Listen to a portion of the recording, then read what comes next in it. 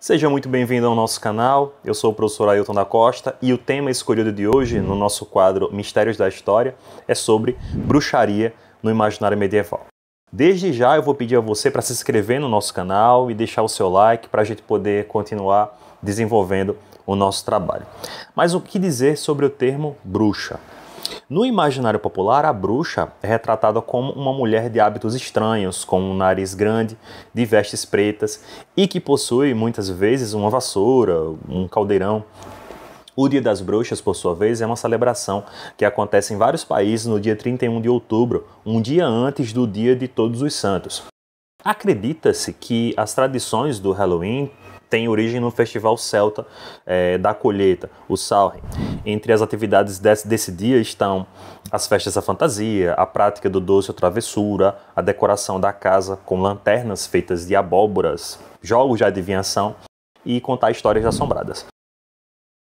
Dentro do universo da literatura, do teatro e do cinema, a bruxa é apresentada como um ser que tem plena ligação com o diabo, que é cercada por gatos pretos e que faz feitiços.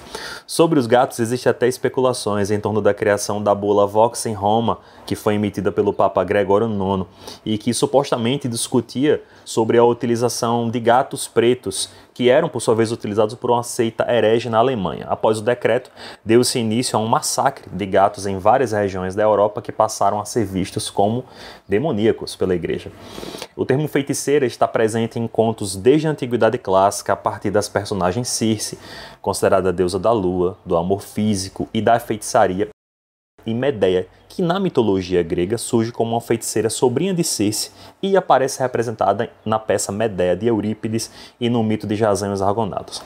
Existe também Hecate, da Grécia micênica, que estava associada ao fogo, à lua, encruzilhadas e também à magia. Grande parte das terminologias utilizadas hoje em dia para bruxa nas línguas europeias foi construída a partir do século XIII. O conceito de bruxaria aparece descrito na Idade Média como sendo um conjunto de práticas mágicas em que seus participantes, que geralmente são de uma seita coletiva, adoram Satã por meio de um pacto especial, que é o Sabá, o Sábado das Bruxas. Dentro da historiografia são encontradas 3 teorias sobre a bruxaria medieval europeia. E vou explicar cada uma delas e também vou citar algumas obras que são muito importantes para entender esse assunto.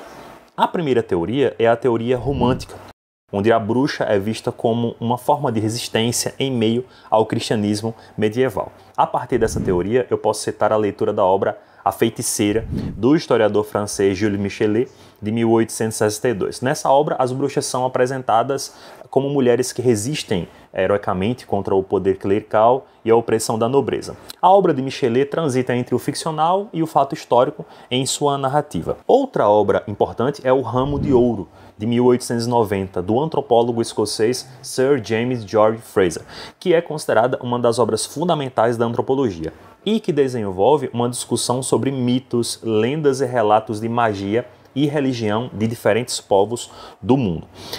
A segunda teoria é a teoria racionalista, em que se vê a bruxa como uma fantasia. E nesse ponto, sugerimos a leitura da obra Magistrados e Feiticeiros na França do século XVII, lançada em 1968, de autoria do historiador francês Robert Mondreau. Esse trabalho é fruto de uma investigação minuciosa pelos arquivos judiciários e os trabalhos destinados à caça às bruxas na França do século XVII. Um trabalho de pesquisa que mostra como os magistrados das cortes foram aos poucos renunciando à condenação à fogueira dos suspeitos de bruxaria. E por último, nós temos a teoria culturalista, onde a bruxa aparece tanto no imaginário criado pelos inquisidores, como também enquanto reflexo de crenças e mitos provenientes do folclore popular. Para a compreensão dessa teoria, podemos citar a obra Os Andarilhos do Bem, de 1966, de Carlos Ginzburg, onde ele investiga crenças e mitos sobre a fertilidade na Itália, a partir de um grupo de homens e mulheres denominados Benandanti, que acreditavam que a abundância das colheitas dependia de batalhas entre eles e os bruxos que desejavam destruí-las. É uma discussão sobre fecundidade agrícola e crenças do além. Uma outra obra famosa de Carlo Ginzburg é a História Noturna, que foi publicada em 1989, onde ele propõe uma interpretação sobre o sabá e as torturas aplicadas por juízes e inquisidores aos ditos feiticeiros, que acabavam tendo confissões arrancadas pelos inquisidores. A grande perseguição às bruxas tem início na Idade Média, a partir do século XV, um período em que a igreja liderou uma grande investida contra pessoas consideradas envolvidas com práticas contrárias aos ensinamentos cristãos. No século XIII, a igreja já havia criado o Santo Ofício, conhecido como Inquisição, em que ela perseguia e punia pessoas consideradas hereges. Em 1484, durante o papado de Inocêncio VIII, foi emitida uma bula com condenações à prática de feitiçaria, o Summis Desiderantes Affectibus. Na mesma época foi publicado o livro Malleus Maleficarum, ou Martelo das Bruxas, que vigorava como uma espécie de manual de caça às bruxas. Embora esse livro não tenha sido aceito pela igreja, tendo até sido incluído posteriormente na lista de livros proibidos, é considerado um dos livros mais famosos desse período.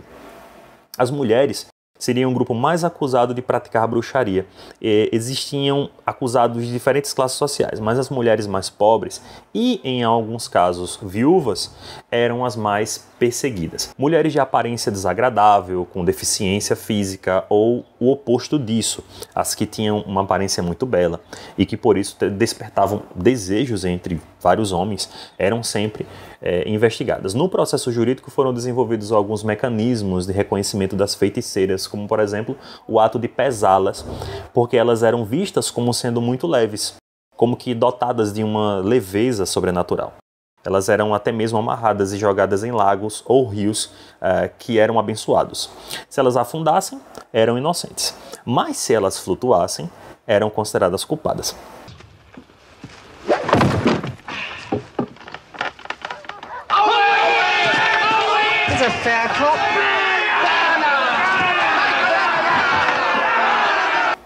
Existia também a procura das ditas marcas do demônio, as marcas de nascença como pintas, verrugas ou cicatrizes.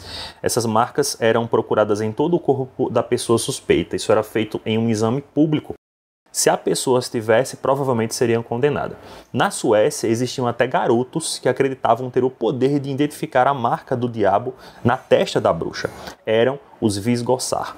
A prática de procurar pessoas que eram vistas como bruxas não para por aí. Muitas pessoas que sofriam de esquizofrenia ou doenças mentais eram também condenadas e atiradas ao fogo. Um período em que a ignorância científica reinava absoluta.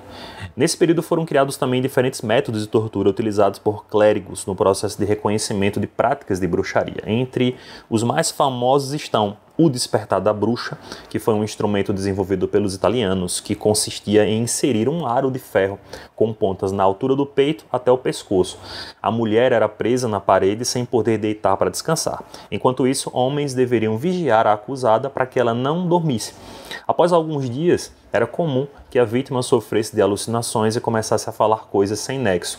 Era nesse momento que os acusadores alegavam que esse discurso era a bruxa despertando na mulher. Outro instrumento utilizado em torturas e execuções era a cremalheira, que foi muito utilizado na execução de bruxas na Alemanha. Era uma estrutura de ferro com um rolo de madeira em uma ou ambas das extremidades. As vítimas tinham as mãos atadas a um rolo e os tornozelos atados ao outro. Milhares de pessoas foram executadas por bruxaria na Europa e nas colônias americanas. Embora não seja possível calcular um número exato, muitos pesquisadores estimam um número entre 40 e 50 mil execuções. Esse período de caça às bruxas se estenderia por todo o período das reformas religiosas do século XVI. A influência do humanismo e do iluminismo contribuiu para a diminuição dos julgamentos até o século XVIII, quando eles cessaram. Atualmente, houve uma tolerância maior a esse universo da bruxaria, uma suavizada que envolve vassouras, a lua cheia e mesmo a partir de traços que são encontrados na religião Wicca. O que não pode ser apagado pela história é o quanto a falta de compreensão científica de uma época pode enveredar para a barbárie. Uma época nublada pela ignorância e tolerância religiosa fez surgir grupos que monopolizaram o poder e a educação e passaram a ceifar vidas em detrimento do que eles acreditavam que era correto. Se você gostou desse vídeo, não esqueça de deixar o seu like e se inscrever no nosso canal. Muito obrigado e até a próxima.